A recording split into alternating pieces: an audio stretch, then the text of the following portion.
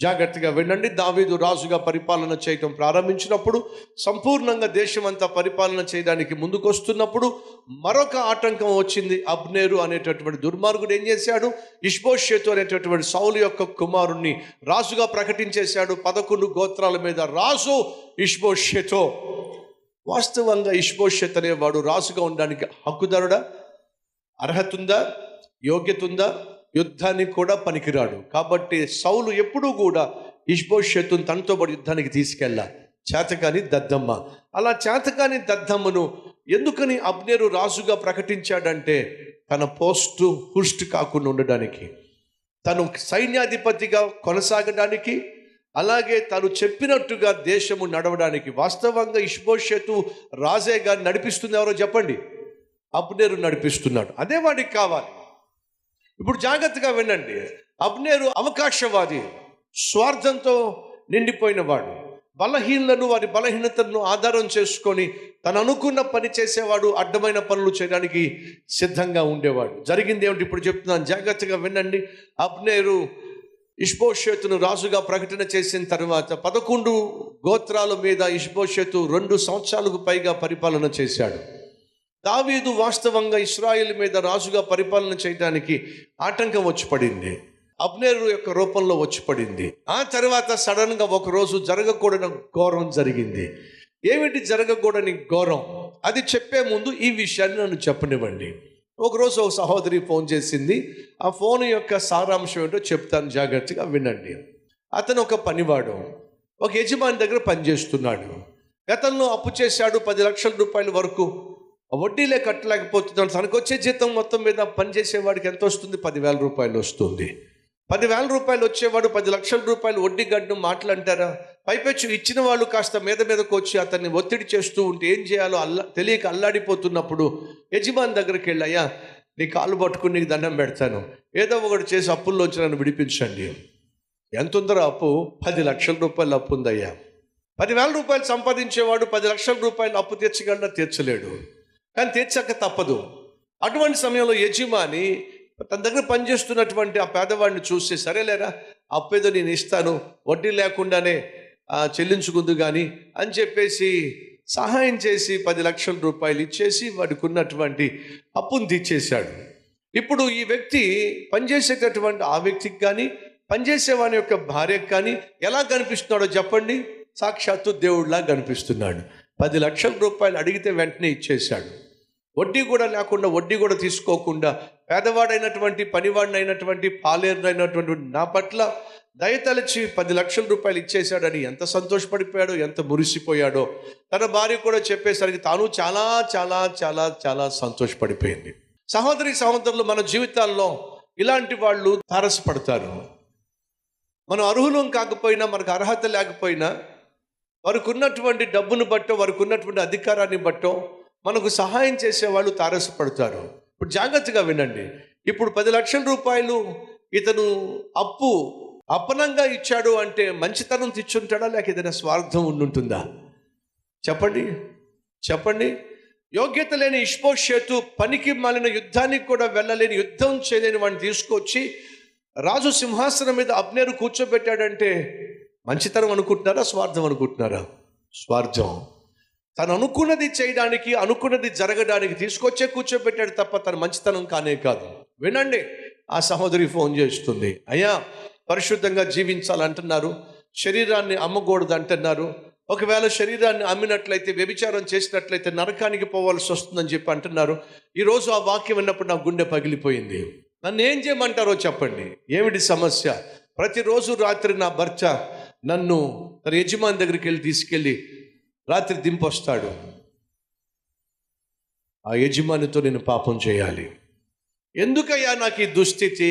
ఏమిటి నా దుస్థితి? చెప్తుంది. అయ్యా నా భర్త 10 లక్షల రూపాయలు అప్పు తీసుకున్నాడు. అప్పుడు అనుకున్నాం చాలా మంచోడేమో అని చెప్పేసి. ఒకరోజు నా భర్త కోసం ఇంటికి వచ్చాడు. ఇంటికి వచ్చినప్పుడు నా భర్త లేడు. డబ్బులు ఇస్తారా, చస్తారా అని చెప్పంటే, ఇస్తాం లేవయ్యా, మీరు ఇచ్చారు కదా, ఇస్తాం లేవయ్యా. ఒకవేళ డబ్బులు ఇవ్వడం మీకు చేత కాకపోతే కనీసం నిన్ననే ఇచ్చుకో, సుఖపెట్టు కనీసం అని చెప్పి నన్ను లోపరుచుకున్నాడు.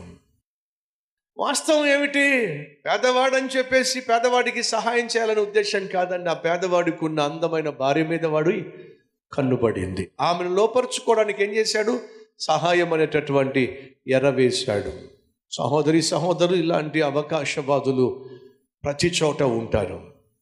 నీకు ఉద్యోగం ఇప్పిస్తానంటారు, నీకు లోన్ ఇప్పిస్తానంటారు, నీకు ప్రమోషన్ ఇప్పిస్తానంటారు.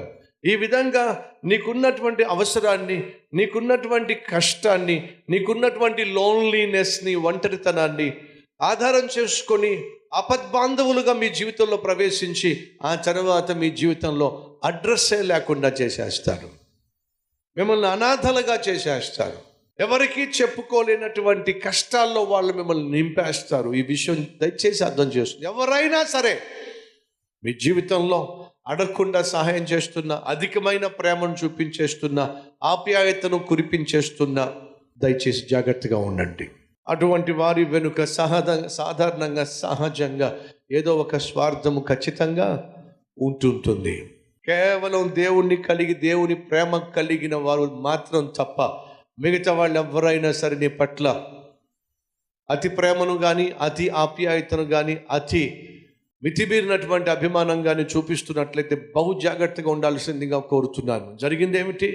ఇష్బోషెతు పనికి మాలిన వాడిని రాజుగా చేసేసరికి ఇష్బోషెతు అనుకుంటున్నాడు, ఎంత మంచివాడు అబ్నేరు, యోగ్యత లేని నాకు కేవలం సౌలు కుమారుడైనటువంటి ఒకే ఒక్క ఆధారంతో నన్ను రాజుని చేసేసాడు, ఎంత గొప్పవాడు అబ్నేరు అని చెప్పి చాలా ఉబ్బి తబ్బిబ్బైపోతున్నాడు. కానీ అబ్నేరు ఆలోచన మొత్తం వేరు.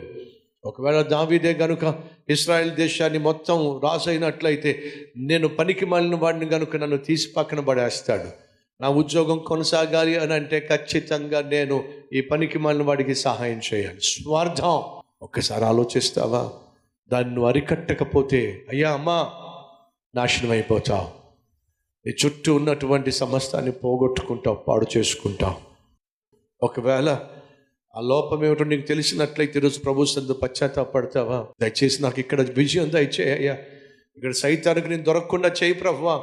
ఈరోజు దేవుడు నీతో మాట్లాడుతున్నట్లయితే, నువ్వు దేవునికి ప్రార్థన చేస్తున్నట్లయితే నీ హస్తాన్ని ప్రభు చూపిస్తావా?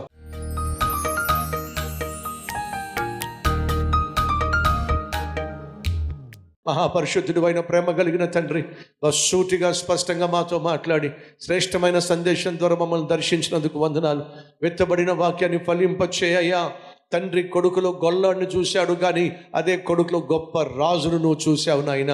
ఈరోజు మా జీవితాలు నాయన ఎలా ఉన్నప్పటికీ నువ్వు ఏ విధంగా మమ్మల్ని చూస్తున్నావో, మా బిడ్డలను చూస్తున్నావో, మా కుటుంబాన్ని చూస్తున్నావో నాయన, అది మేము గ్రహించి అలా జీవించగలిగిన ఆత్మీయత మాకు దయచేయండి అయ్యా. మా జీవితంలో నిన్ను కలిగి ఉంటేనే ఆశీర్వాదం, నీకు దూరం అయ్యావంటే మా జీవితాలు నాశనం అయిపోతాయి అయ్యా. నాయనా, అబ్నేర్ లాంటి అవకాశవాదులు మా జీవితంలో ఆయా సమయాల్లో తారసపడుతూ ఉన్నారు. వారికి మేము బలి కాకుండా సహాయం చేయండి. వారిని మా జీవితం జోలికి రాకుండా సహాయం చేయండి. వారిని అరికట్టండి నాయన. ఏదైతే మాకు ఇవ్వాలనుకున్నావో దాన్ని స్వాధీనపరుచుకొని, అది స్వతంత్రించుకొని ఆనందించేంత వరకు మమ్మల్ని విడిచిపెట్టద్దు నాయన. మాకు తోడుగా ఉండమని యేసు నామం పేరట వేడుకుంటున్నాం తండ్రి. ఆమెన్.